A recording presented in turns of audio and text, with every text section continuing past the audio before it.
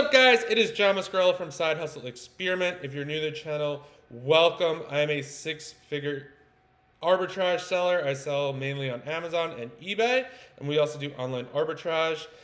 And on this channel, we talk about ways that you can make money on Amazon and eBay, and sometimes some other side hustles. So if you're into that, please subscribe to the channel. It would really mean a lot to me. On today's video, I'm answering an Instagram question I get all the time that I don't like at all. And I actually kind of made a rant-ish video about this a little while ago, and then kind of was like, I don't know, it's a little harsh. So I wanted to keep it positive.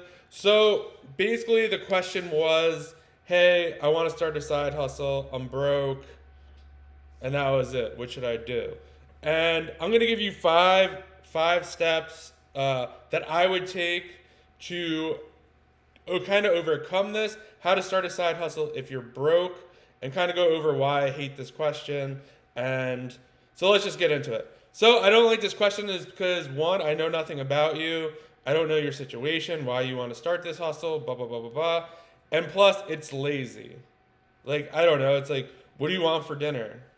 I don't know. What do you like to eat? Like, it's just like a crazy question, and it just shows pure laziness. It's not, if you wanted to ask the question, be like, hey, I want to start a side hustle. I have no money. I'm thinking about these 5 things. Then sure, like, we could talk, but you got to find those 5 things first. So step 1 is figure out, why do you want to make extra money, right? It seems crazy question asked, but everyone has a different answer. Some people just want to go on another vacation. Other people need the money.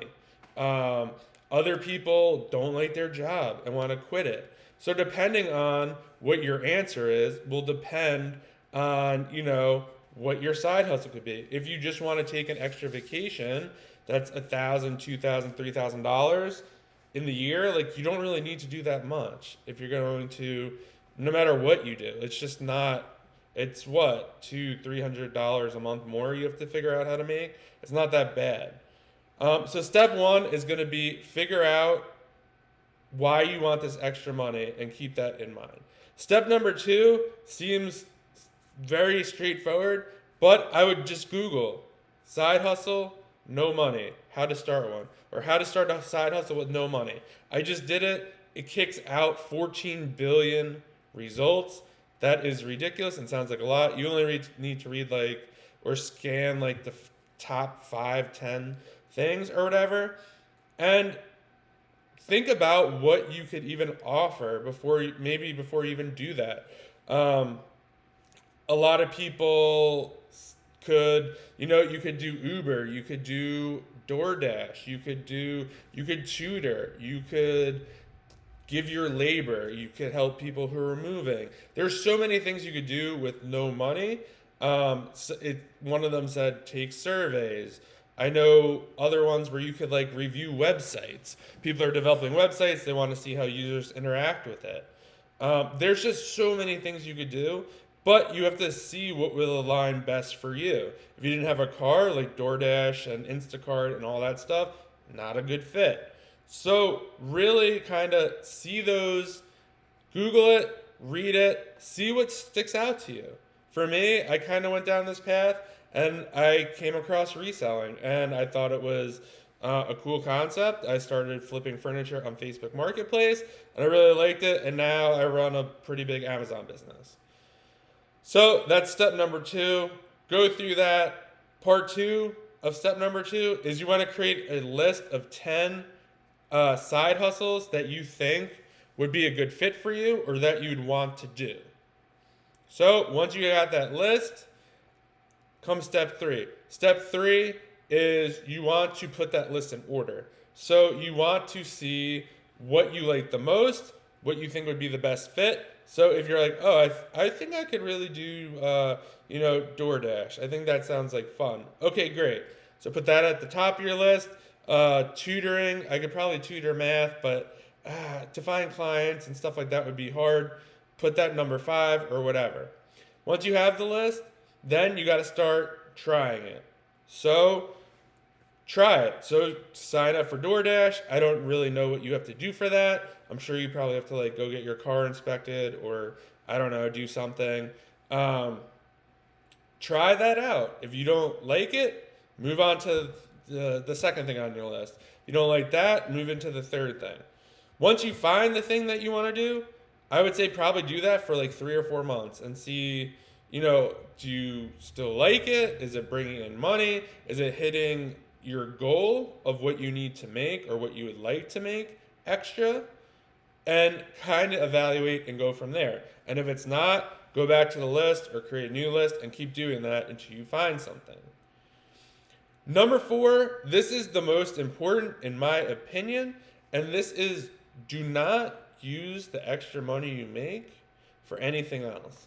So if you really need extra money to pay your bills and stuff, that's one thing.